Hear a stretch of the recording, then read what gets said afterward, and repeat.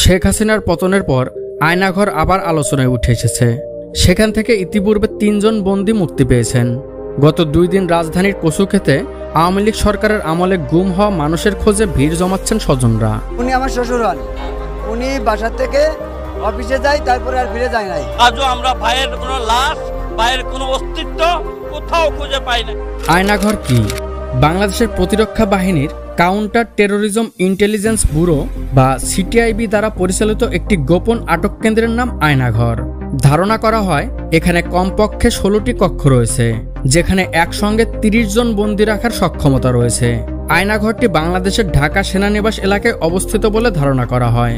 Sweden ভিত্তিক স্বাধীন news portal নেত্র নিউজের একটি অনুসন্ধানী হুইসেল ব্লোয়ার প্রতিবেদন প্রকাশ করে যে বাংলাদেশের কর্মকর্তারা আয়নাঘরে বলপূর্বক গুমের শিকারদের আটক ও নির্যাতন করছে।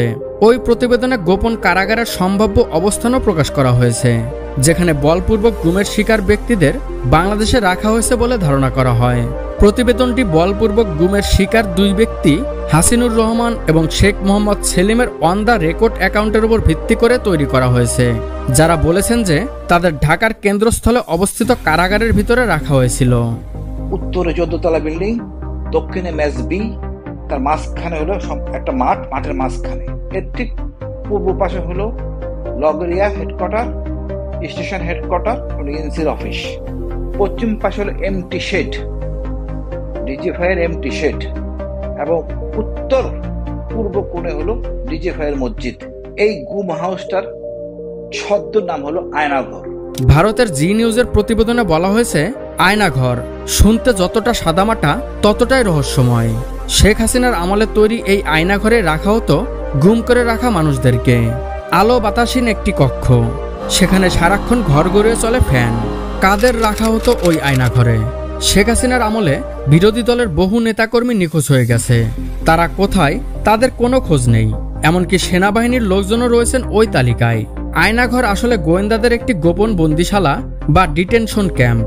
আনন্দবাজারের প্রতিবেদনে বলা হয়েছে আয়নাঘর হচ্ছে গুমখানা। হাসিনার শাসনকালে 2009 সাল থেকে 2021 সালের সেপ্টেম্বর পর্যন্ত সেখানে মোট 605 জনকে গোপনে বন্দী করে রাখা হয়েছিল। 2009 থেকে 2017 সাল পর্যন্ত বাংলাদেশ সরকারের প্রত্যক্ষ বা পরোক্ষ মদদে নিখোঁজ হন 402 জন মানুষ। এ তথ্যটি প্রকাশ করে ঢাকা ভিত্তিক মানবাধিকার সংগঠন অধিকার। 2014 থেকে জুলাই 2019 সাল পর্যন্ত বাংলাদেশে 344 জন ব্যক্তি গুমের শিকার হয়। তাদের মধ্যে 40 জন ব্যক্তিকে মৃত অবস্থায় পাওয়া যায়। 66 জনকে সরকারি হেফাজতে গ্রেপ্তার অবস্থায় পাওয়া গেছে এবং আইন ও সালিশ কেন্দ্রের তথ্য মতে 203 জন এখনো গুম রয়েছেন, যারা দীর্ঘদিন গুম থাকার পর ফিরে আসেন। তারা গুমের ব্যাপারে মৌন অবলম্বন করেন। ধারণা করা হয় এসব মানুষদের গুম করে রাখা হয় আয়নাঘরে। এটা দিয়ে একটা দিঘির পানি সঞ্চয় করা যায়।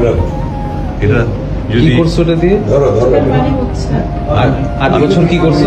প্রথমে নিয়েছিলাম আমি গরমের সময় নামাজ পড়ার জন্য, কিন্তু চোখের পানি মুছতে মুছতে মুছতে মুছতে এটা যে পরিমাণ চোখের পানি মুছছি, ওটা যদি সেভ করা যেত একটা বড় দিঘি হইতো। দিঘি বুঝো? বিশাল বড় পুকুর।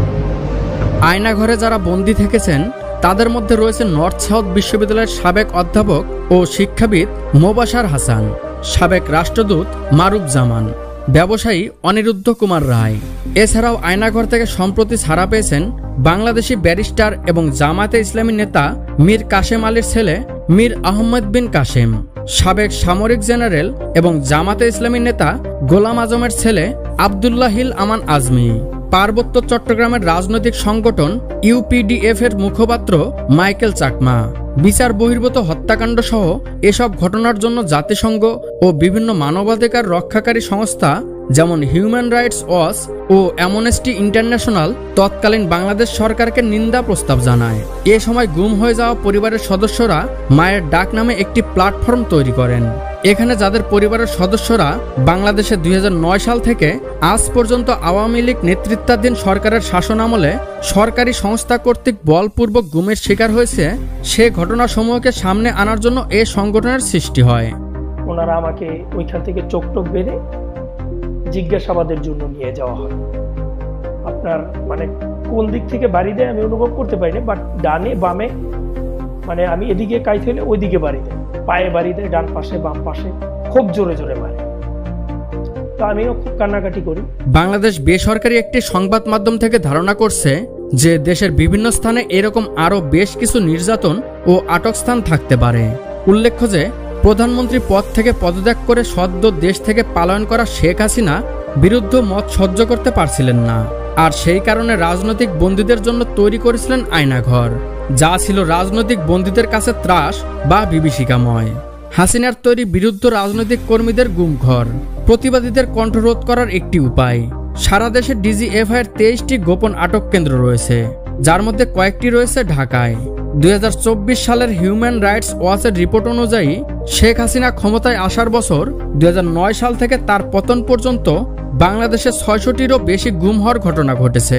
রিপোর্ট অনুযায়ী আয়নাঘর থেকে খুব কম বন্দী মুক্তি পেয়েছে, তবে কিছু বন্দীকে দীর্ঘ বিচার প্রক্রিয়ার মাধ্যমে মুক্তি দেওয়া হয়। অনেকেই আবার এনকাউন্টারের শিকার হয়েছেন। বাংলাদেশে এ জাতীয় ঘটনার তদন্ত প্রায় হয়নি বললেই চলে। আয়নাঘরে রাখা অনেকেই দিনের পর দিন অত্যাচার সহ্য করতে না পেরে মারা যায়, তারপর লাশ সরিয়ে দেওয়া হয়। যাদের গ্রেপ্তার করা হয় তাদের খাতা কলমে কোনো তথ্য রাখা হয় না, আর যারা হাসিনার আস্থাভাজন ছিলেন তারাই আয়নাঘরের দায়িত্ব পেতেন। আয়নাঘরের বন্দীদের সঙ্গে তাদের পরিবারের সদস্যদের দেখা করা বা যোগাযোগের কোনো আইন ছিল না।